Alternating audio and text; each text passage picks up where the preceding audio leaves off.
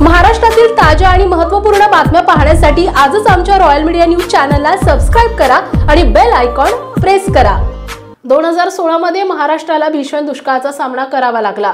त्यावेळी राज्याचे तत्कालीन मुख्यमंत्री देवेंद्र फडणवीस यांनी पंतप्रधान नरेंद्र मोदी यांच्याकडे तातडीने मदत मागितली होती।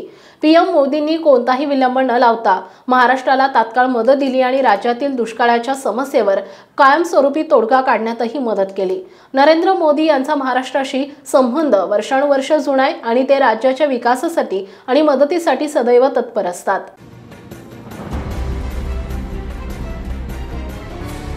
2016 का ड्रॉट था, ये बहुत, मैं ऐसा मानता हूँ कि एक त्रासदी थी और कई वर्षों के बाद इतने बड़े पैमाने पर सूखा पड़ा था, पीने का पानी नहीं था, खेती समाप्त हो गई थी, लोगों में बहुत हाहाकार था। ऐसे समय मैं केंद्र सरकार के पास गया और मैंने मोदी जी से निवेदन किया कि आप मदद तो कीजिए, लेकिन इसका अगर लॉन्ग टर्म विचार करना है तो महाराष्ट्र के विदर्भ और मराठवाड़ा जैसे इलाकों में कई ऐसे इरिगेशन के छोटे छोटे प्रोजेक्ट्स हैं जो आधे पड़े हुए हैं क्योंकि हमारे पास पैसा नहीं है, और थिन स्प्रेडिंग ऑफ रिसोर्सेस हमारी सरकारों ने किया, तो थोड़ा इसको दिया थोड़ा उसको दिया, तो कोई पूरा नहीं होता है। अगर ये प्रोजेक्ट्स होते तो कम बारिश में भी हम लोग सस्टेन कर पाते। तो मोदी जी ने हमसे उसके लिस्ट ली और उन्होंने आदेश दिए कि एक स्पेशल इसके लिए आप योजना तैयार कीजिए, और करीब महाराष्ट्र के 119 प्रोजेक्ट्स के लिए उन्होंने योजना तैयार करने को कहा। मैंने उनको कहा कि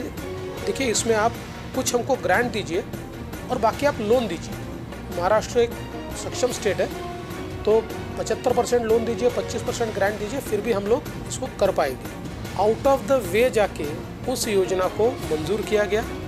आज उसमें से 80 से ज़्यादा प्रोजेक्ट हम कंप्लीट कर पाए हैं। मुझे ऐसा लगता है कि आज ये प्रोजेक्ट्स हम जो कर पाए, आज अगर सूखा पड़ता है तो उस त्रासदी में हम नहीं रहेंगे, क्योंकि उतना वाटर स्टोरेज हमने तैयार किया।